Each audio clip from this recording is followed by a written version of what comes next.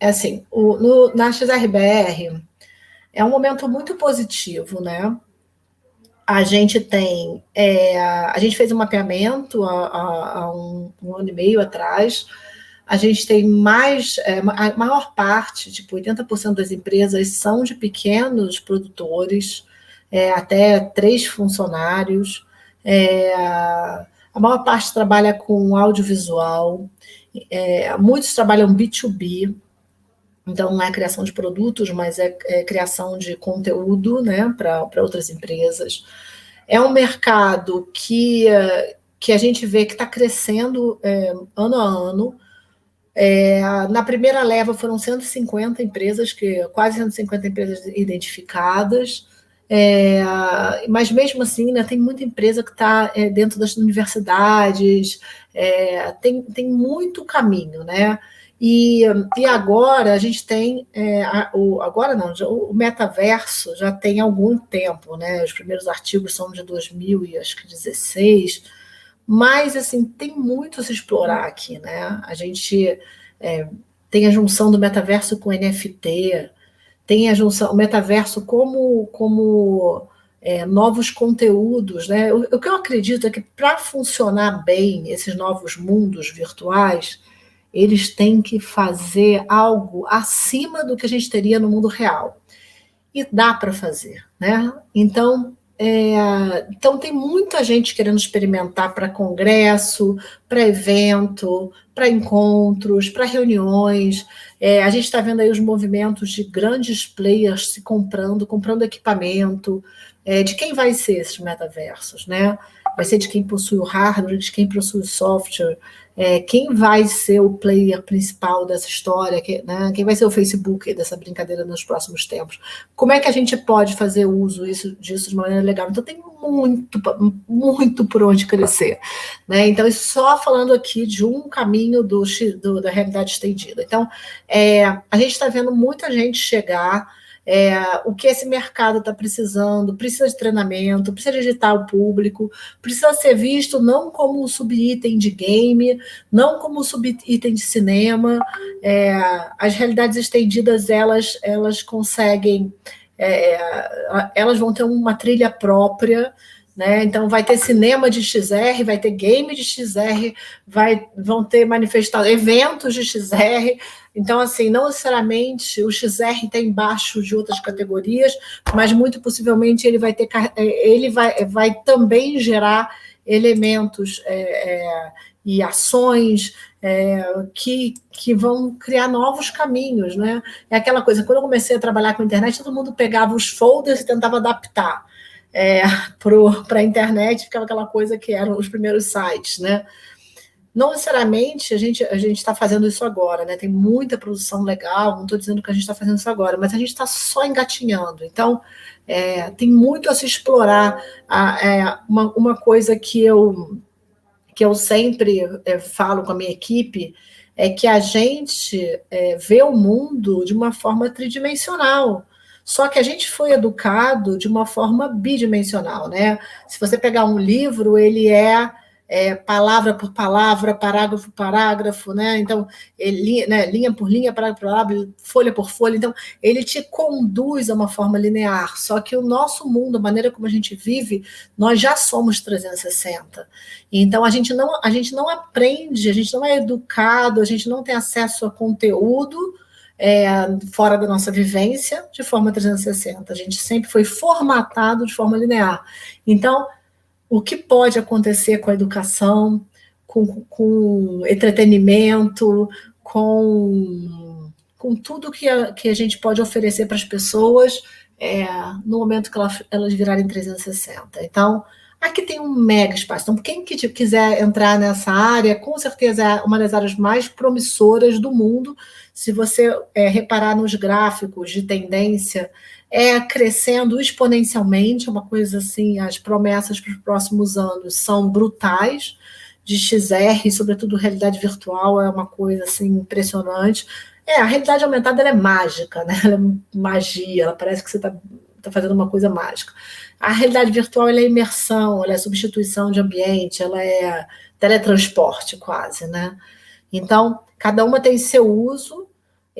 mas é uma grande aposta, né? E faltam programadores, falta quem sabe fazer 3D, falta quem sabe fazer trilha, falta tudo, gente, falta quem sabe operar isso. Então, a gente tem dado workshop de VR até para a Arábia Saudita, o pessoal, né, são várias pessoas do XRBR que se juntaram e estão dando esses cursos.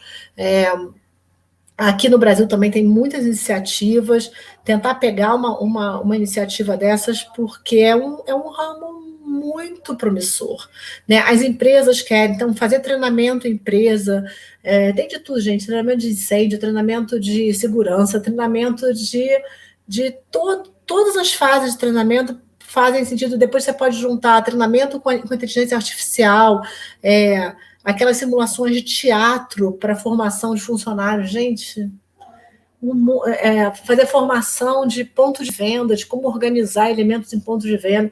Você começar a pensar, os desdobramentos são inúmeros. Outro dia, uma das empresas do XRBR fez saiu até no Fantástico, fez um vídeo de perícia para demonstrar o que realmente aconteceu num caso real, foi a CO, o estúdio CO. Então, tem quando você começa a pensar o uso, você vai desdobrando e ele não para, porque ele é como nós pensamos, né? A maneira como a gente vive. Então, na hora que a gente pensar nisso, e aí quando você vai para o lado dos eventos, você fala, eu posso ir além, quando você vai para o entretenimento, que você pode pirar demais, quando você vai para o treinamento, que você pode contextualizar, que você pode dar mais informação, que você pode ajudar a pessoa que está entrando com mais imersão, com mais facilidade, gente, tem tudo a ver com o que as pessoas esperam hoje. Então, é um ótimo caminho para quem está começando, tem muita promessa de que isso vai ser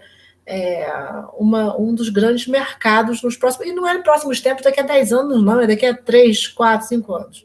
Tá? Então, está muito próximo a promessa de que isso vai ficar bem grande, né? E para as pessoas, para os profissionais em formação, você falou que faltam programadores, designers, storytellers, e ao mesmo tempo você falou que as pessoas não se tornam iDreams em 6 meses, né? Assim, precisa de um conhecimento específico da área. Tem algum caminho, por exemplo, se alguém quiser trabalhar no iDreams, como é que ela constrói uma carreira para poder chegar até vocês e entrar e trabalhar com vocês? A gente tem o lado do iDreams e o lado do XRBR, né? Na XRBR, assim, como programador, você pode estudar Unity, por exemplo. Gente, tem pedido de programação como chamou outra também, das programações de tecnologia para Unreal, mas tem um outro que é para browser, agora esqueci a palavra. Agora os browsers têm as bibliotecas de GL também, que elas assumem esse tipo de tempo. Gente, todo dia tem gente pedindo esse tipo de profissional nos WhatsApps. Quem conhece. Então, profissional de Unity, de Unreal, de criação desses ambientes virtuais via browser, criação, pessoal de 3D, de animação, gente, tem pedido todo dia. No caso da iDreams, gente, tem vários caminhos para entrar, né? Entra gente via produção, via arte, aí tem que ter um pouquinho da arte com arquitetura, né, na iDreams, do digital também, só que você tem que ser meio digital, meio seno para conseguir juntar tudo, né? Tem a galera de redação, tem muito caminho, né? Só que o negócio é aprender a linguagem, né? Então, às vezes, a pessoa ela entra e depois ela tem que ir aprendendo a linguagem. Agora, no XRBR, nesse universo de realidades estendidas, tem muito caminho para se trabalhar roteirista, a parte de som, de áudio, né? Gente, agora a gente está fazendo um projeto de meta-humano, em que a gente está fazendo a captação de voz, a gente selecionou vários vídeos, capturou a voz, e agora com o ator a gente está reproduzindo a voz de uma pessoa que já morreu, né? Não posso ainda contar qual vai ser o projeto, mas e a gente vai refazer essa pessoa falando, né? E vai, com o meta-humano, que é uma reprodução muito fiel em 3D, e com a fala inteligência artificial. Então, você imagina, você começa a combinar as coisas, onde a gente vai parar, o que a gente pode fazer. Então, tem muito caminho por onde você pode pegar e ir juntando as peças, sabe? É um grande Lego. Falando puramente do XRBR agora, do seu ponto de vista, né? Qual que é o principal objetivo? Qual que é o sentido de ter esse hub? Tem um nome que se usa lá que é ecossistema. Então, por que existe, né? Em que contribui para criar, né, um mercado? E aí, se você já quiser emendar, do seu ponto de vista como atual presidenta, quais são os seus objetivos, desafios? O que você se propõe nessa gestão do XRBR? Então, hoje a gente é uma comunidade de experts, né? Hoje as pessoas mais premiadas do XRBR, da XRBR, as principais, vou falar, nomes do Brasil estão no XRBR. Então a gente é uma honra, né? A gente se reunir com pessoas do peso que são, né? Primeiro Prime M, na indicação da ONU, filme para a ONU, tem gente que foi indicado para o Oscar também, ainda não em XR, mas em filme normal. Então, o grupo é de um padrão de qualidade extremamente elevado, tá? Então, para começar, a gente tem os maiores especialistas da área lá nesse grupo. A gente tem pessoas que são muito heterogêneo. Então, as discussões são uma delícia, porque a gente tem pessoas da academia, pesquisadores, né? A gente tem os business, né? O pessoal de administração da empresa, CEOs e tudo mais. Tem redatores, o pessoal que faz os scripts, a galera mais criativa, tem pessoal de programação. Então, cada um tem a sua sintonia. Então, quando você vai juntando e vendo os pontos de vista, é super interessante. Os diretores, né? Então, os debates são riquíssimos. Agora, a gente tem muita oportunidade de negócio, a gente tem um grupo de WhatsApp que o tempo todo tem oportunidade de negócio, tem muita gente que entra em contato com a associação pedindo para realizar trabalhos, e a gente coloca no grupos associados para que eles façam, né? Então, tem pedidos de eventos para a gente participar, tem pedidos de concursos para a escolha de júri.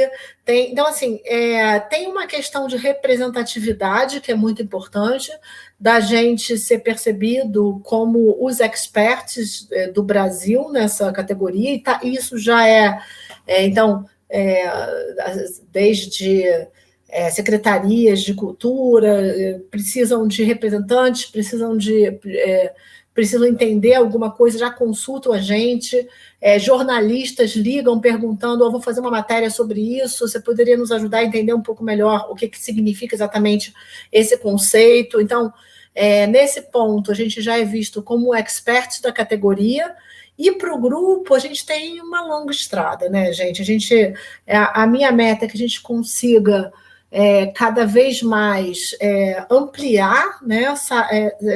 Hoje o grupo é muito forte em São Paulo, mais da metade das empresas estão em São Paulo, depois seguido por Rio, Brasília, por capitais, mas a gente tem uma amplitude de Brasil, tem Porto Alegre, então a gente tem que fazer essa ampliação de Brasil, encontrar essas pessoas que estão fazendo essas iniciativas em Belo Horizonte, em outros locais, né? Não só nas capitais, mas também no interior, encontrar onde é que estão essas pessoas. Então, isso é um dos nossos desejos, e também a gente conseguir buscar mais representatividade, né? E mais políticas públicas. Então, hoje, quando a gente detecta, após o mapeamento, o que a gente entendeu? A maior parte das empresas, elas são embrionárias, estão começando, elas são bebês, né? São startups, elas são empresas pequenas, e quando a gente pensa nesse modelo, elas são empresas muito inovadoras, né, um mercado novo, e o que você precisa fazer com a empresa inovadora? Você precisa ajudar ela a crescer.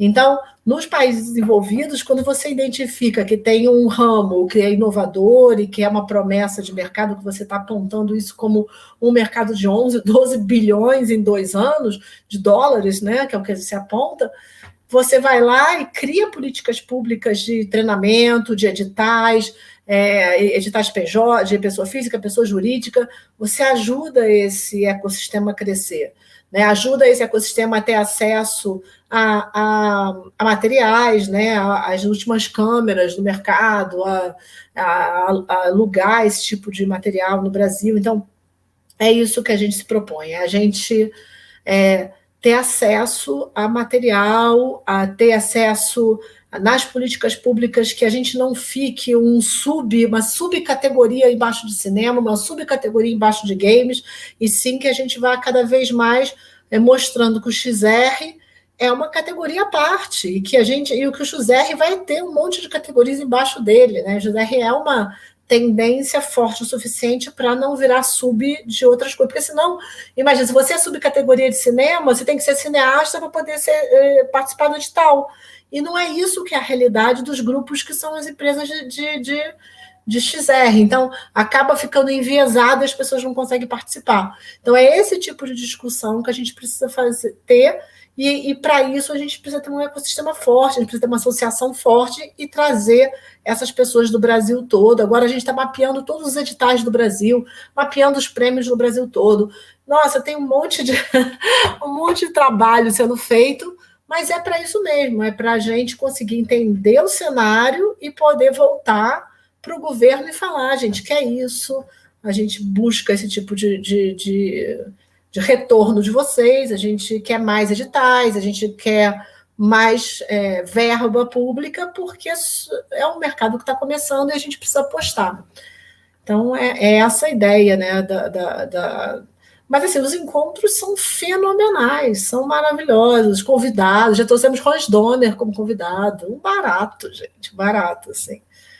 Outra coisa que a gente está fazendo é a ajuda de advogados. Então, algumas empresas pequenas têm dificuldade de pagar um FII de advogado. A gente está fazendo uma negociação para que você não tenha que pagar um FII, que você possa contratar pacotes, né? Então, como associação, algumas empresas de advocacia estão ajudando a criar esses pacotes. Eu preciso de um... Então, você paga só o pacote, você não tem que ter o FII, e já está tudo tabeladinho, você já sabe o que você conta, entendeu? Então, para coisas que são frequentes. Aí a gente também faz, a gente conta casos de coisas difíceis que aconteceram com a gente divide de licenciamento, de erros cometidos pelas empresas mais antigas, e aí é legal para quem é novo falar: putz, eu não vou fazer isso, né? Então, esse tipo de compartilhamento de informações é muito generoso, né? E faz com que a gente... que o grupo seja mais forte, que ganhe mais projetos, e que assim fique mais forte mesmo. E quanto mais forte ele for, mais prêmios ganha, mais visibilidade ganha, e mais a gente consegue pleitar alguma coisa junto aos governos para que tenha mais ajuda em todo o Brasil, né? Que é o que a gente está querendo. É de outro planeta, assim, imperdível. A gente até pegou a dica de vocês, da Gabriela, que eu acho que foi 2 encontros atrás, e vai entrevistar ela aqui no curso também, porque ela fala da parte de cidades inteligentes, coisas, novas narrativas, né, para o uso da cidade. Então, são incríveis. A gente ainda não está estudando, né, quer efetivar a participação no grupo. E nisso, assim, a gente é uma produtora baseada em São Bernardo do Campo, eu moro em Sorocaba, e a gente opera muito no sentido interior, assim, buscando outras centralidades, parceria com o interior do Alagoas, a gente tem projeto, interior da Bahia. Você enxerga potencialidade para o XR?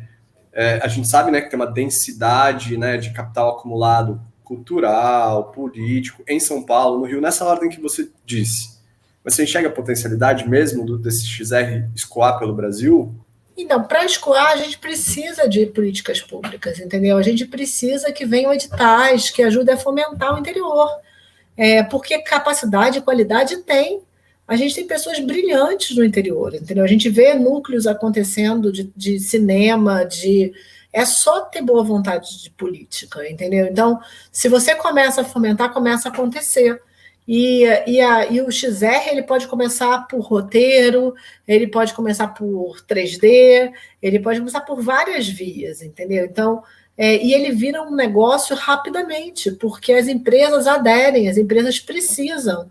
Então, você gera negócio, você gera mercado de trabalho, você gera empregadores, né?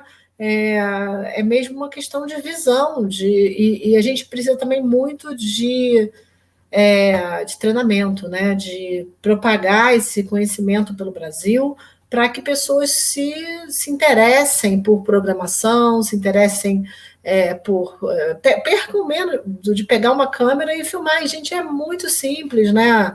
As câmeras são muito simples. Os workshops que a gente dá aqui pelo mundo gente, passo a passo para ligar uma câmera, e você vai ver que num workshop de 4 horas você faz um filme, entendeu? Então, é isso, eu acho que tem muito potencial. O Brasil, a gente vê em outras áreas, né, anteriores com digital, né, que cresceu muito. Então, por que não na parte de XR, que é uma das próximas promessas mundiais? É só começar. Então, é para isso que a gente está aqui. Está aqui para dar uma sacudida, para lembrar que a gente existe. É isso. É 3GS que eu estava falando naquela hora, né? Então, eu consegui gente para programar 3GS, para programar Unity, para programar Unreal, tudo isso, gente. É necessário. Então, assim, é isso que a gente precisa nesse momento, não ficar escondido, sabe? Eu acho que nosso trabalho é dar uma sacudida, é ser lembrado, e quando esses editais saírem, a gente poder ter voz. Porque se você é uma pessoa sozinha, você não tem voz, mas se você é um grupo, você passa a ter representatividade, né? Essa é a ideia. E o grupo é impressionante, a qualidade e assim, é um grupo pequeno, mas ele está causando e trazendo prêmios, e estão nos festivais, e fazendo o que tem de melhor na categoria internacional, entendeu? Todo mundo muito empolgado, né, com esse futuro imediato do XR no Brasil, o senso que existe uma comunidade de realizadores e que essa comunidade é minimamente uma comunidade consumidora. E um grande desafio que é criar um mercado consumidor de XR no Brasil, né, de expandir. E aí, reflexões minhas, né?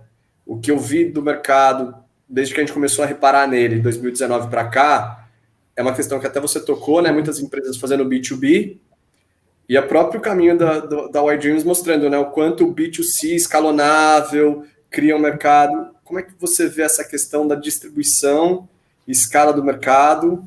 Se o XRBR tem algum peso nisso, as produtoras têm algum peso nisso, né? Para além do fomento à produção, que é importante, como é que a gente vai pode ter estratégias para criar um mercado consumidor? É lindo, né? Na hora que você colocar nas ferramentas de distribuição direto para o consumidor, é a coisa mais linda, porque você pode fazer milhões de repente, né? Então, esse é o grande desejo, né? Eu acho que do Brasil, a principal player que está nesse mercado, acho que é a Árvore. Não sei se as outras já estão, mas você tem que ter um estofo, né, para você conseguir criar esse tipo de projeto que rode nos diferentes tipos de headsets, né? Então, mas é uma promessa, é a melhor coisa que você pode fazer, né? Essa é o escalonável sonho, né? Mas eu acho que esse é um caminho que o Brasil tem que aprender a fazer, né? Você tem que entender como é que são as negociações, como é que isso funciona. Então, é uma super negociação, né? É um super aprendizado. E o Brasil já começou, tem algumas empresas que já começaram a fazer isso. Mas são muito poucas. Então, o caminho normal de entrada é o B2B, né? O mais fácil, porque você começa aprendendo, Geralmente tem muita gente que sai da faculdade, fazendo algum trabalho de faculdade, dali é chamado, abre sua própria empresa, pega um trabalho de alguma empresa, ou então começa a prestar serviço para as grandes agências ou para as grandes produtoras, e aí começa a desenvolver portfólio, submete para alguns editais, e começa a pegar alguns trabalhos para clientes que querem fazer sua sede, seu showroom, cobertura de parques, e aí a gente começa a ver esse tipo de projeto rodando, né? Alguns projetos culturais, tem muito projeto cultural que está chegando agora. Mas para o B2C, você tem que ter estofo, né? Você tem que. É um pouco mais complexo. Por isso tem tão pouca empresa que faz. Mas é maravilhoso, né? Você tem que chegar lá. Tem que ter caminho para essas pessoas aprenderem, né? Maravilha. Então, parte final aqui. A gente falou de Digital lá no começo, mas talvez para quem está pegando esse curso pela primeira vez, eu acho que é interessante ele definir o que é Digital, ainda mais do seu ponto de vista. Então, essa é a penúltima pergunta. Tá bom. E a última é, bom, entre todas as potências e possibilidades do XR, eu acho que tem uma questão que é do impacto mesmo social, e a sua carreira acadêmica foi muito nessa pesquisa de mídia, cultura. Então, eu queria que, se possível, você falasse um pouco dos impactos sociais, né? Existem algumas questões éticas da relação com a imersão, mas ao tempo a capacidade, o impacto que isso pode ter na educação, do aprendizado, né? Então, se no primeiro momento você puder definir para a gente o que é o Digital do seu ponto de vista, e depois falar um pouquinho, né, de como é que as aplicações XR na prática, na ponta, transformam a sociedade, possivelmente realizam nossos sonhos de ter uma sociedade mais justa, saudável, seria muito legal. Então, a gente tem, na parte do Digital, né? O Digital é a união do físico com o digital. Né? Quando a gente fala do. Né, o FI vem do physical e o digital do digital. Né? Então, juntou e virou Digital. Quando a gente olha para isso, quando você pensa em digital, você pensa em tudo que é tecnológico. Né? Então, você pensa em todas as facilidades que vêm com o tecnológico, conveniência, serviço, e-commerce, né? Todas as facilidades que vêm aqui né? Tudo que a gente aprendeu aí nos últimos 20 anos, que são super fáceis, rápidos, né? Você sai de casa com o endereço, bota no Waze, já chega em casa, né? Pede o táxi, o Uber, você já sabe a fotinho do cara, não tem que ficar na chuva pedindo, tá? Então, todas essas facilidades, já sabe o percurso, sabe quanto tempo vai chegar. Gente, como é que a gente vive sem isso? Né? Ninguém mais sabe viver sem isso. Já compara preço, quem comprou isso também comprou aquilo. Gente, é uma infinidade de facilidades, de motores que a gente tem hoje. Então, isso é tecnologia. E o que é o FI? Né? O que é o físico? O físico é tudo que é humano. O físico é a nossa dimensão humana. Então, aquela promessa, nós vamos ficar agora só em casa e vamos fazer tudo pela internet.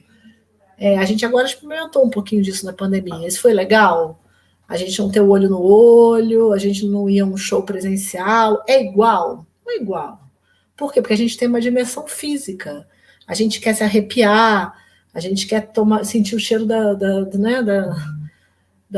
areia, quando, né, do cheiro da chuva. A gente quer viver experiências. A gente tem uma dimensão física que tem reações. A gente quer encontro, a gente quer abraço, a gente quer outras dimensões que o digital não comporta, que é a dimensão do experiencial. E então, isso é o físico. O físico é o pessoal, né? Então, é o entrar em locais, essa é a diferença.